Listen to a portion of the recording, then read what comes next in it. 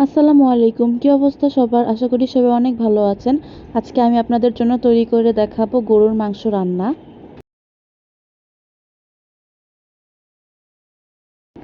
এজন্য একটি পাত্রে আমি হাফ কাপ পরিমাণে তেল দিয়ে দিচ্ছি।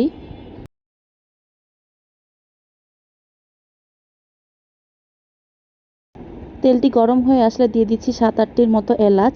এলাচের নিচের অংশটুকু আমি একটু চিড়ে দিয়ে দিচ্ছি। এখন আমি দিয়ে দিব 4 টুকরো দারুচিনি।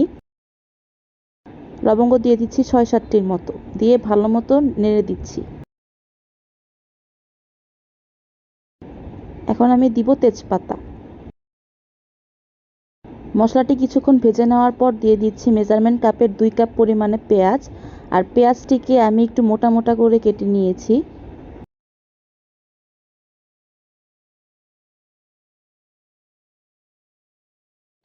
পেঁয়াজটি স্বচ্ছ কালার হয়ে আসলে এখন আমি দিয়ে দিব আদা বাটা 1.5 টেবিল চামচ পরিমাণ।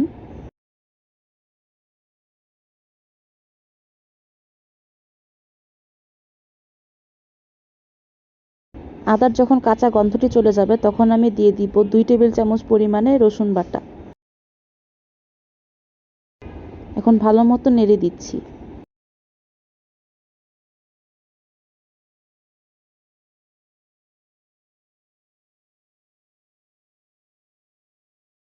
এখন আমি দিব জিরা বাটা 1.5 টেবিল চামচ পরিমাণ।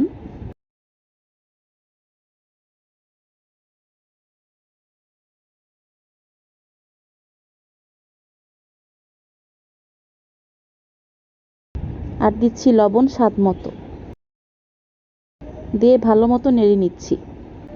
এখন আমি একটু কুসুম গরম পানি দিয়ে দিচ্ছি যাতে মশলাটি নিচে লেগে না যায়। দিচ্ছি 2 টেবিল চামচ পরিমাণে শুকনা মরিচ গুঁড়ো। ঝালটা আপনারা যার যার স্বাদ মতো দিয়ে দিবেন। দিয়ে দিচ্ছি 1.5 টেবিল চামচ পরিমাণে ধনিয়া গুঁড়ো।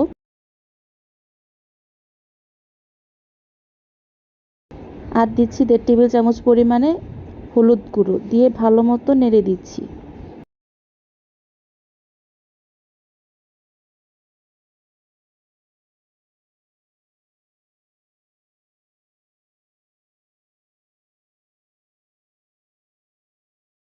মশলাটিকে কষানোর জন্য আমি পানি দিয়ে দিচ্ছি। আর আমি এখানে গরম পানি দিয়েছি।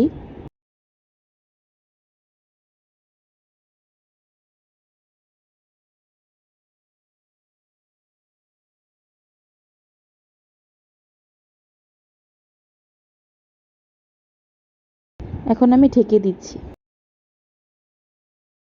আমার মশলাটি ভালো মতো কষানো হয়ে গিয়েছে।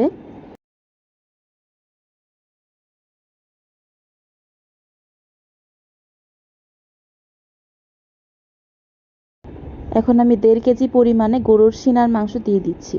আর গরুর মাংস আমি আগে ভালো মতো ধুয়ে নিয়েছি।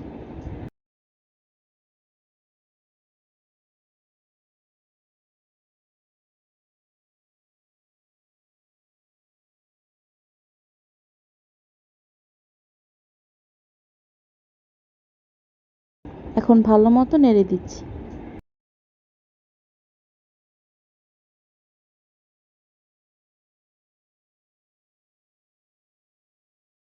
এখন ঢাকা দিয়ে দিব। কিছুক্ষণ পর ঢাকনা খুলে নিচ্ছি। আর মাংসটাকে কিছুক্ষণ পর পর অনবরত নেড়ে দিতে হবে যাতে নিচে লেগে না যায়।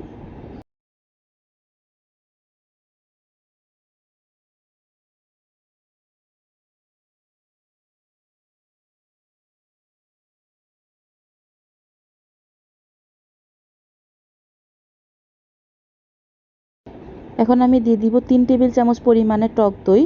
আর টক দইটিকে আমি ভালো মতো ফেটিয়ে নিয়েছি। টক দই দেওয়ার সময় আমার চুলার হিটটি লোতে ছিল। আর টক দই দেওয়ার পর অনবরত নাড়তে হবে কারণ টক দই দেওয়ার পর সহজেই তরকারি নিচে লেগে যায়।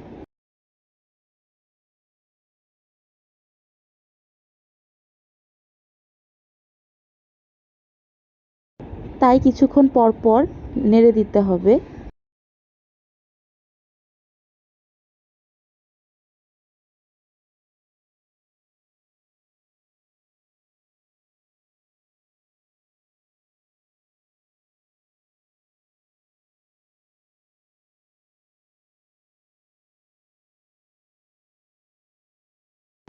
আমার মশলাটি ভালো মতো কষানো হয়ে গিয়েছে। এখন আমি মেজারমেন্ট কাপের 4 কাপ পরিমাণে ফুটন্ত গরম পানি দিয়ে দিচ্ছি।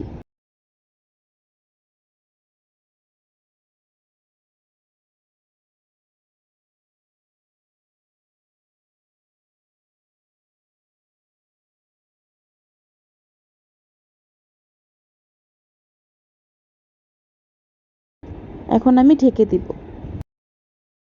কিছুক্ষণ পর ঢাকনাটি খুলে ভালো মতো নেড়ে দিচ্ছি আর দিয়ে দিব কাঁচামরিচ 7-8টির মতো।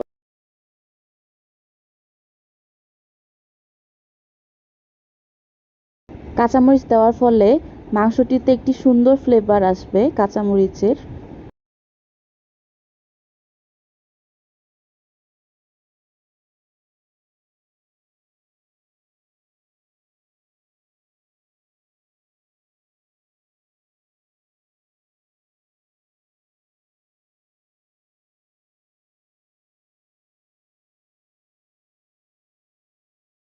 আমার মাংস রান্না করা হয়ে গিয়েছে আর মাংসটি রান্না করতে আমার সময় লেগেছে 1 ঘন্টা 10 থেকে 15 মিনিটের মতো।